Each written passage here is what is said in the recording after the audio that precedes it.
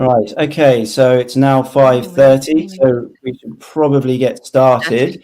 If my guests would just like to put their microphones off for the beginning, and I'll introduce all of you very soon. Just to begin, I'd just like to say my name's Pete. I work for Form the Future, who are hosting this event. We're a social enterprise that aims to connect young people like you with the world of work. And we do that by hosting lots of different kinds of events. This particular online event is Insights, Your Guide to Green Jobs. So you'll be learning all about the different kind of jobs available in the green sector. So just a little bit of housekeeping. If you're new to Hopin, to navigate your way around this platform, you use the icon bar on the left-hand side of the browser screen. So you see on the left, it says Reception, Sessions, and Expo. And Reception is the homepage, Sessions is where we are right now, and the Expo is where you're going to meet your the employers and our volunteers who will give you their talks all about their company and what they're doing. So before we meet all of our volunteers formally, I've got a presentation for you. Which is all about labour market information in the green sector. So I'm going to share my screen and then I'll explain, I'll show you what's going on. Just bear with me 1 second. Hopefully you can see that. You might want to put full screen on as it is a little bit small.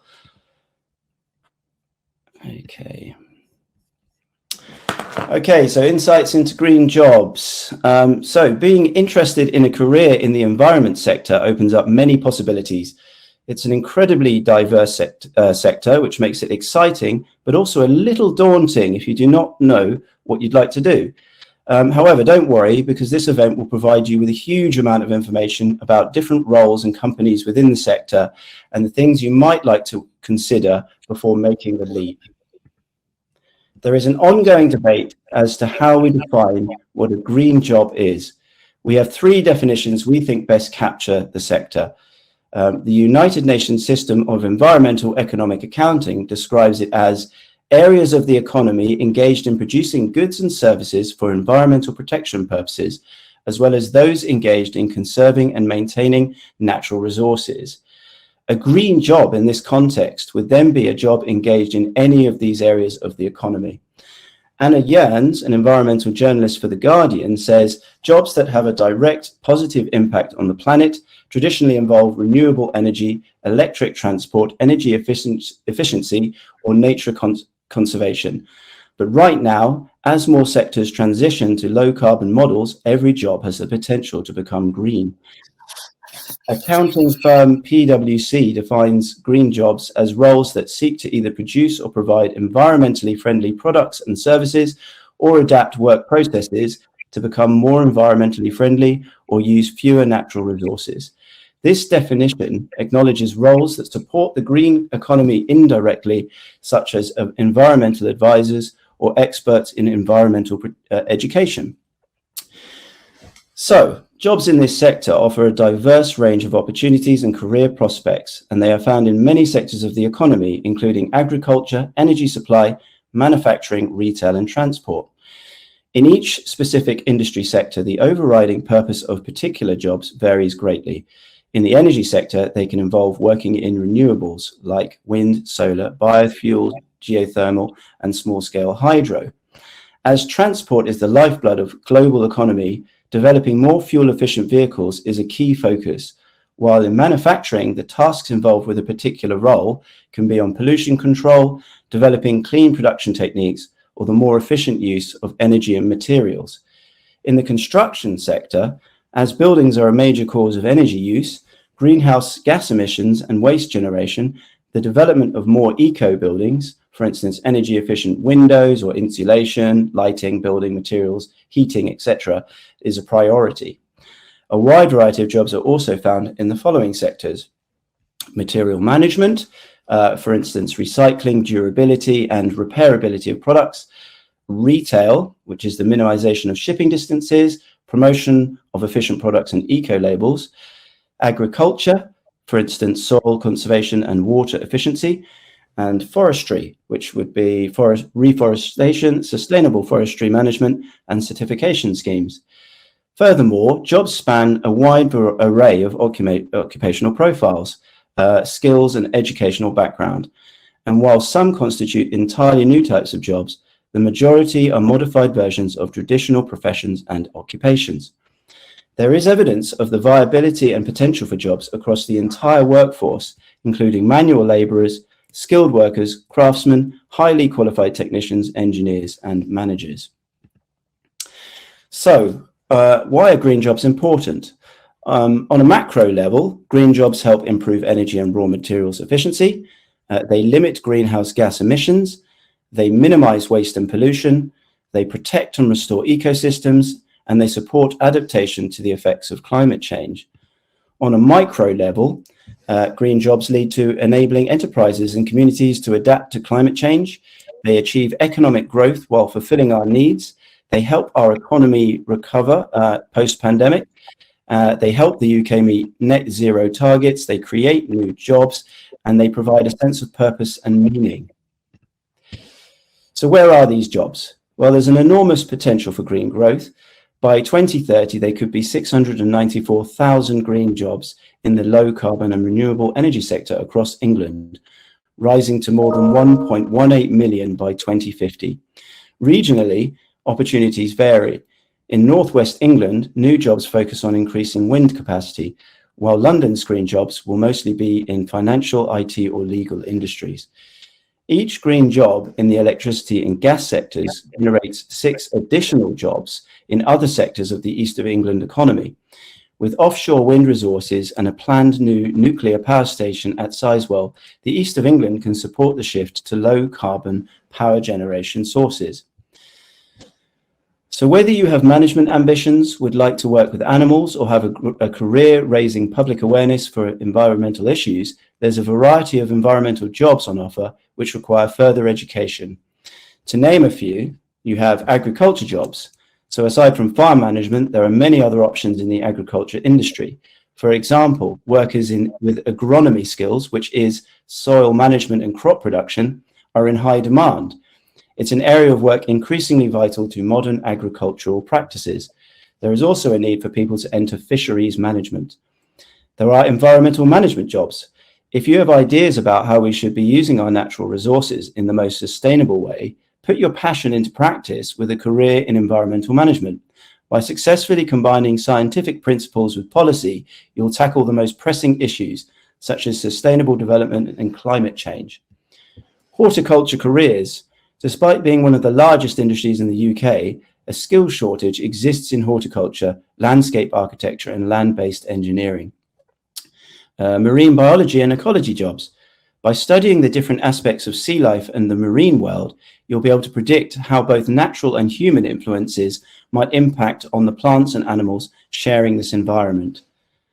Waste management roles. So with social responsibility high on the national agenda, the disposal of business waste or hazardous materials needs to be carried out in compliance with current legislation.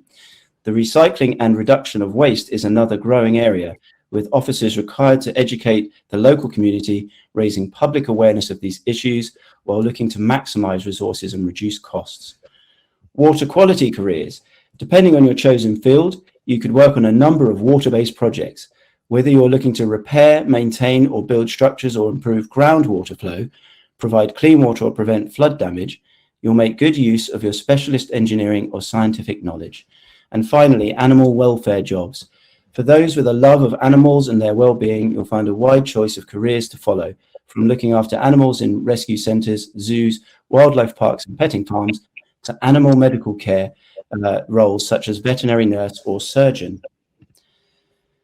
So what skills are needed for green jobs? Well, a skilled workforce, including not only people who have scientific engineering management qualifications, but also those who carry out support roles which enable organizations to function, is needed to support the green economy. This infographic from a 2011 government report into skills needed for future green jobs highlights science, problem solving, operational and resource management skills as some of the skills that will be needed to fill future green jobs. So you'll have the opportunity to hear from today's guests about some of the other skills that they help their teams to develop in their roles. So what next? Well, volunteering can lead to an actual job in the environmental world. Volunteering with nature organizations is a really good way to get your foot in the door, and people can quite often get jobs through nature volunteering. There are lots of charities and organizations you can volunteer for to show your commitment to the environmental sector while building up useful skills. Environmental jobs boards are worth checking on a regular basis. So Environment Jobs website have all kinds of opportunities posted up, and you can also get a weekly email alert. Best of all, this jobs board is 100% dedicated to environment jobs and nothing else. The Environmental Jobs UK website says it's more of a job site for experts, but if you're starting out in your career, it's worth taking a look. The Green Jobs website does what it says on the tin, and you can sometimes find entry-level positions and internships there. So environmental careers don't always need a degree. You can prove yourself and build skills through volunteering or entry-level jobs.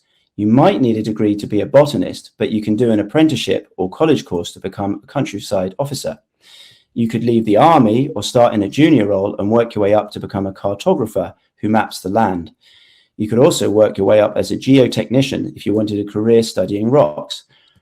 And as a recycling officer, you can apply for an apprenticeship or quite often get into the role via volunteering.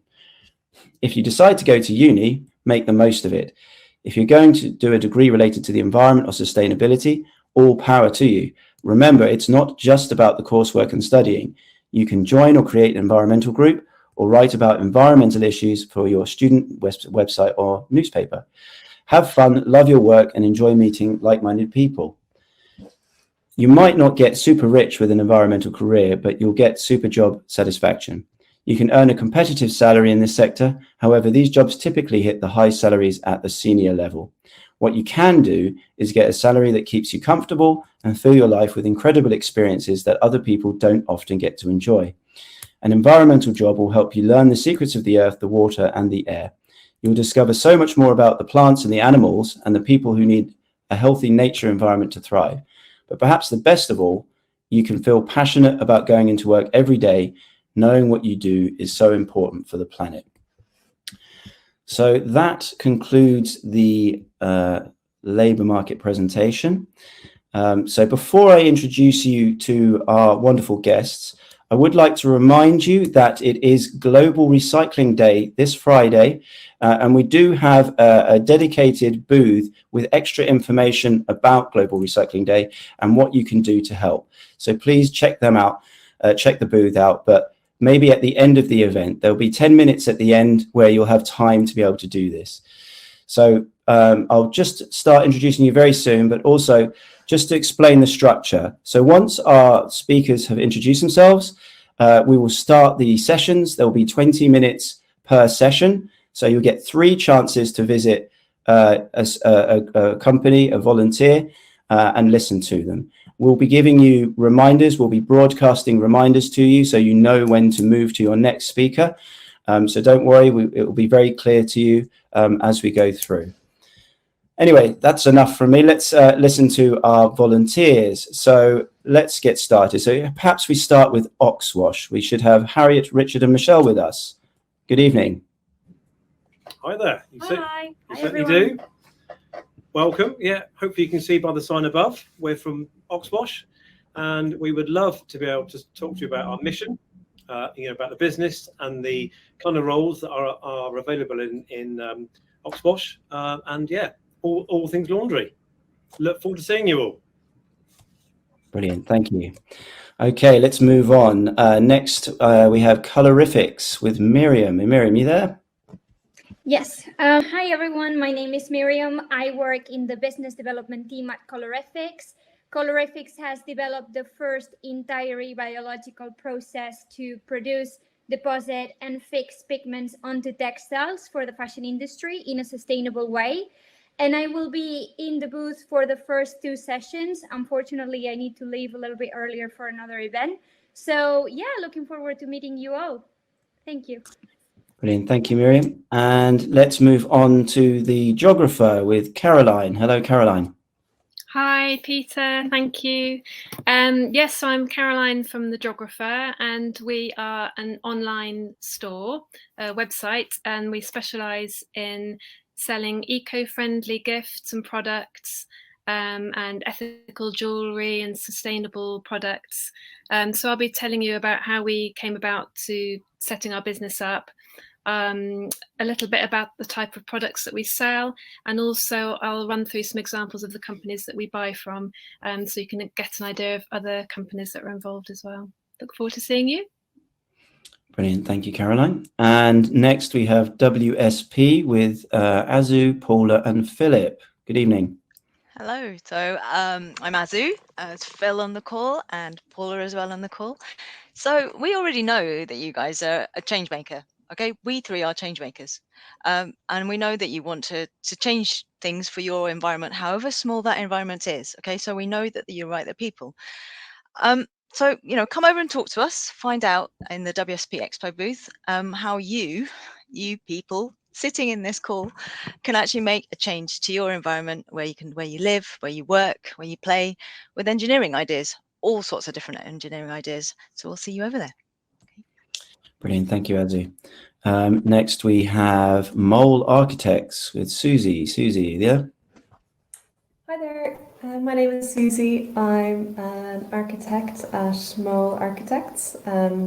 We're a firm based in Cambridge and we have an emphasis on sustainable design.